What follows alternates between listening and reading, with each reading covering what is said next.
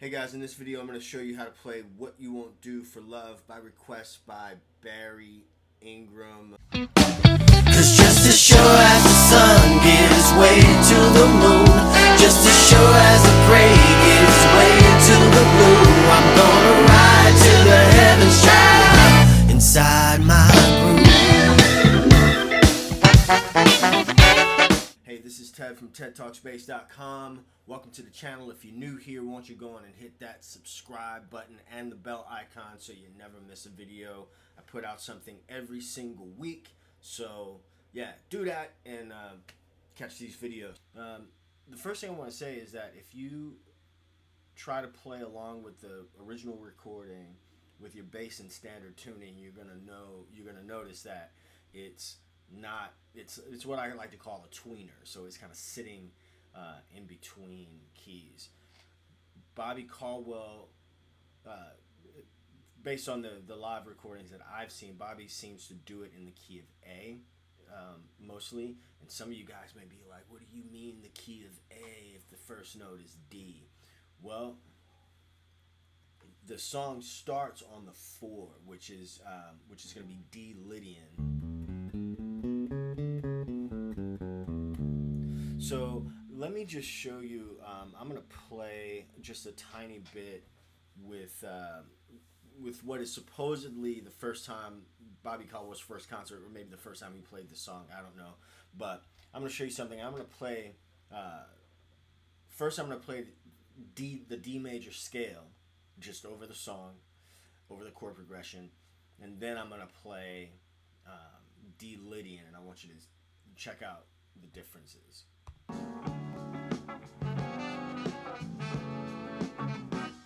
Let's do this. What you won't do for love. Let's do it without the...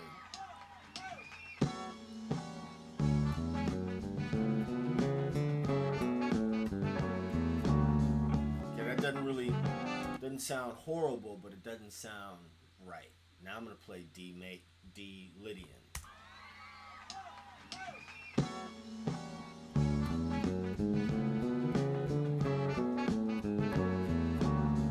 Okay, sounds...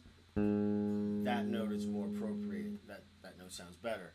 Let me play A major. I'll play A major a little bit higher up the neck, so it'll be a little bit clearer. Now, if D major, if I thought it was D and I played what would be D major, then A in the key of D major would be A dominant, and there I run into that note again, which doesn't fit, right?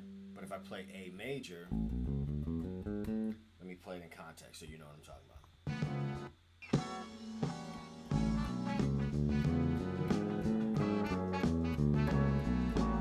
Hear it?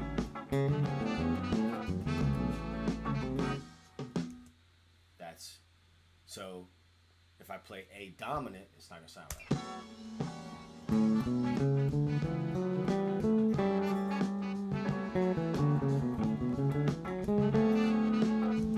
So that just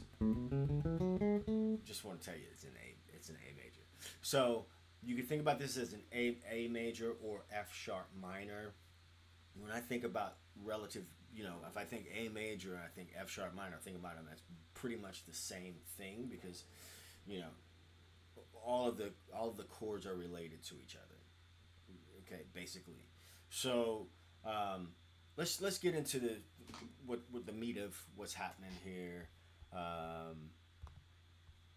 So first chord is going to be D major 7. Second chord is going to be a C sharp. Let's call that a C sharp minor add 9. Okay, so or C sharp minor 9.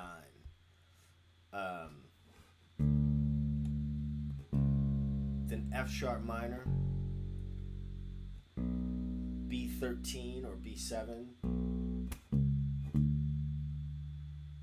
Now watch this. This happens in the intro. It also happens in the bridge.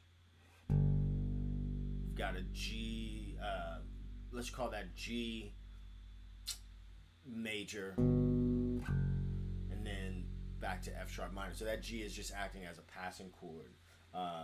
what a lot of times people will go. So the intro, it's a 2/5 into D, or 2/5/1. You're gonna all, that 2/5 just isn't reserved for like straight ahead jazz or whatever. I know people, think 2/5 and they hear this 2/5 terminology and see it on YouTube and different places like that and think that's reserved just for jazz. It isn't. So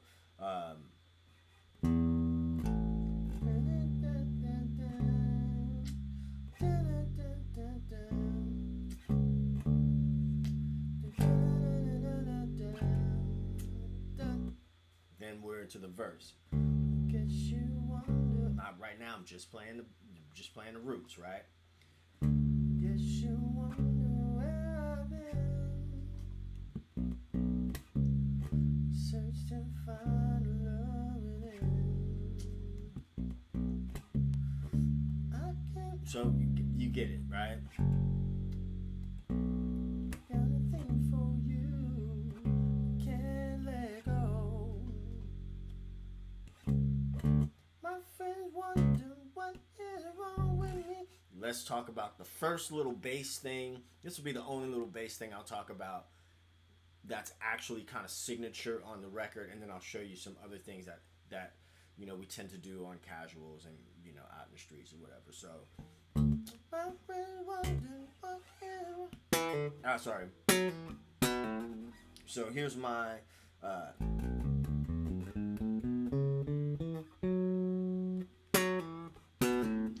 A major scale. That's a horrible shift, so it's a horrible shift also. What about this? See how I keep winding up on that finger?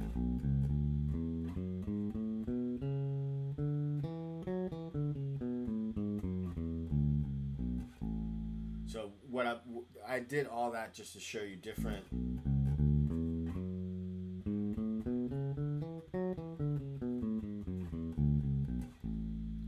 that once you understand the sounds that are under, or the intervals, right, the shapes, not just the fingering shape but the sound shape, the intervals of the scale, and start experimenting with different ways of getting to. There's that wrong note again. Okay, so anyway.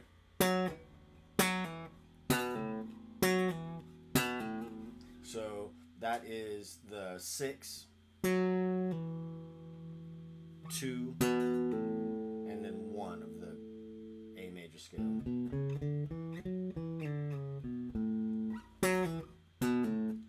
Okay, pretty easy. Now, when I play this, a lot of times I kind of sunk into my own little way of playing.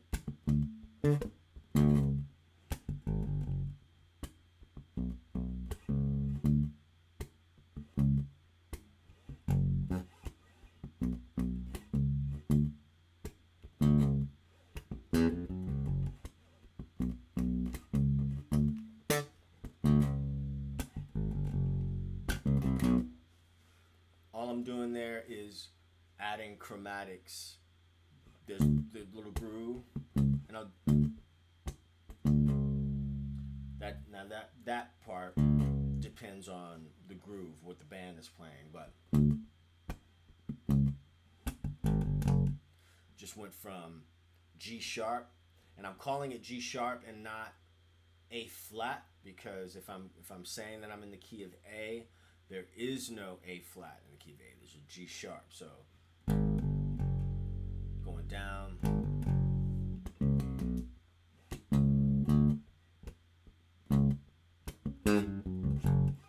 There I just went G sharp, chromatic. That's a thing I find myself doing a lot.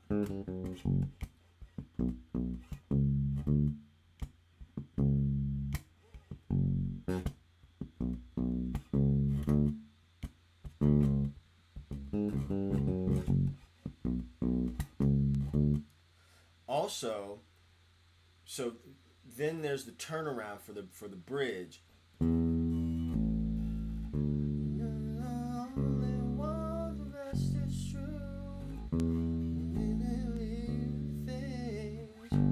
There's that G again. So.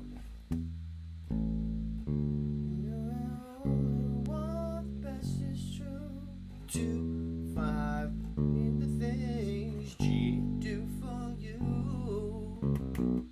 you won't do for love. You tried everything, don't give up. Okay, pretty easy. Also, another thing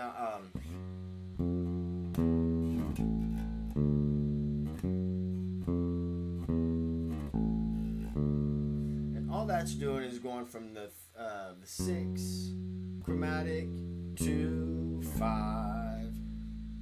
You hear that a lot of church stuff, a lot of R&B stuff.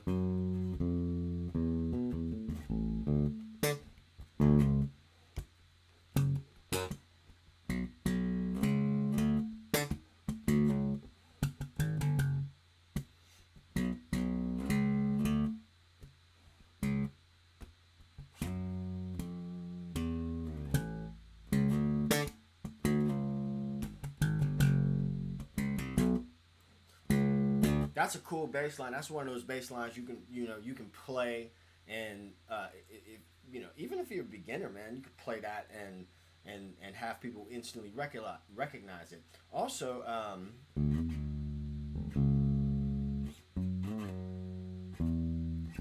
that's why those two things sound alike. You know what that is?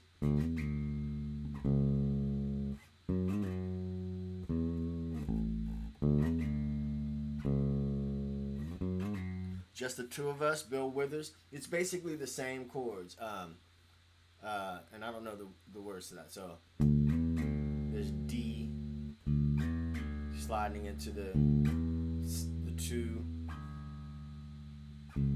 There's a C sharp, and then instead of playing F sharp here, you play F sharp here. 2, 5, D, 1. 6, 2, 5. It's the same deal. It's the exact same deal. Both of them are tweeners, meaning that they're not in standard tuning on the actual recording, and they're the exact same key. So if I'm thinking about What You Won't Do for Love in the key of A, I'm also thinking about Just the Two of Us in the key of A as well. So like if you're a bass player and you're or even a singer or whatever, if you put this on your set list and you want to stretch out your set list, do What You Won't Do for Love and Just the Two of Us back to back. Or that's a great place to have solos or whatever in that section. Over those chords. So.